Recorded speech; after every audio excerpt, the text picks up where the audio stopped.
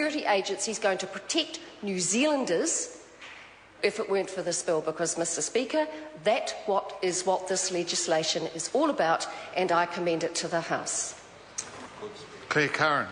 Thank you, Mr Speaker. It's a pity that the Chair of the Select Committee didn't spend more time talking about the bill before the House rather than the previous legislation. Mr Speaker, New Zealand is a small, stable democracy, and the provisions around the privacy of our citizens should be paramount. The security of our citizens, our public and our private sector, is also paramount. The mark of a democracy is to commit to both and to always strive to achieve a balance. Unfortunately, Mr Speaker, this bill before us today tips that balance, and it tips that balance along with its companion bill, the GCSB bill, in ways which ignore the importance of citizens' privacy. It also ignores the concerns of New Zealand-based companies, our New Zealand tech industry. It's also largely ignored the concerns of the bigger internationally based internet companies that are increasingly providing services to New Zealanders over the internet, and it has ignored the concerns of civil society. This is a bill that New Zealand should and does feel ashamed of, and it's one which this government has made effectively no case for. It's barely listened, and it's rushing the legislation through in the last stages this week because it knows that it cannot truly defend it, and it wants to get it over and done with as soon as possible.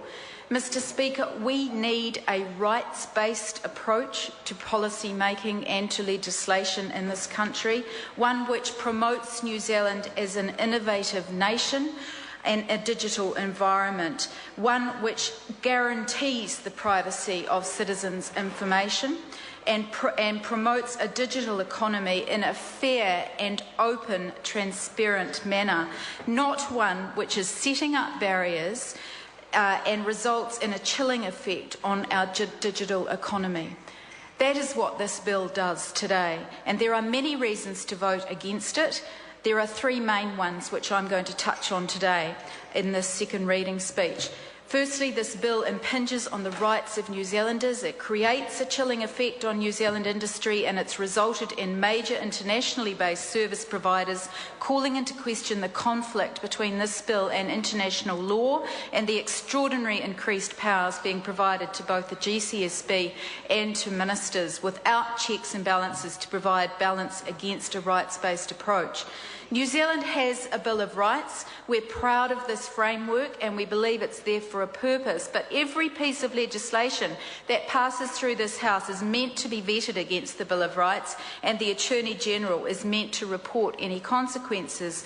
We can make comment about the rubber stamping of that process, of that vetting process that is increasingly apparent under this government, but we should also make comment about what happens when a bill is significantly amended in the Select Committee and where it appears that there may indeed be conflicts with other law.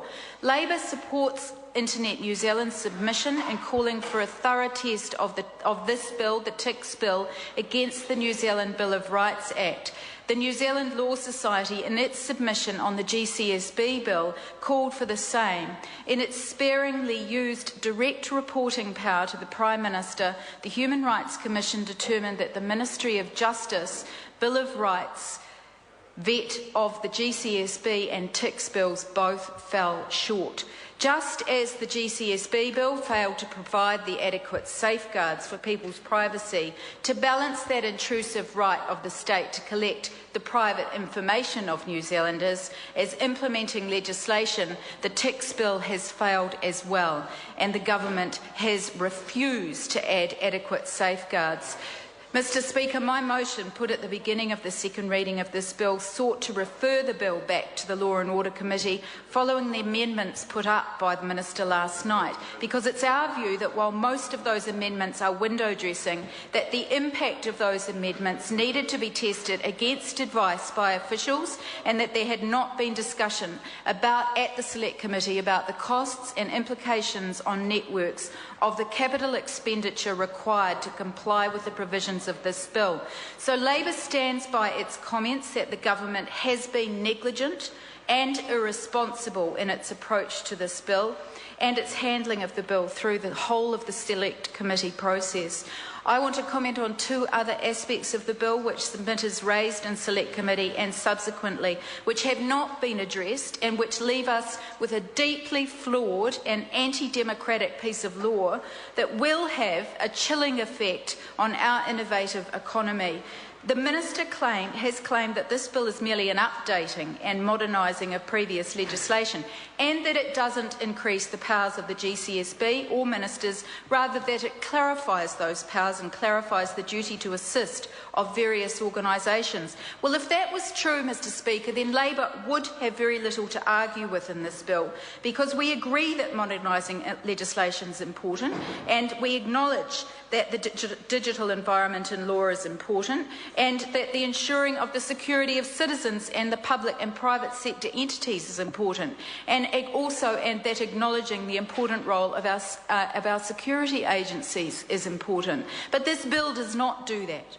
The definition of a network operator in the legislation is so broad that it captures any entity which has an interactive website. Any entity that has an interactive website. I say that again because it is really important.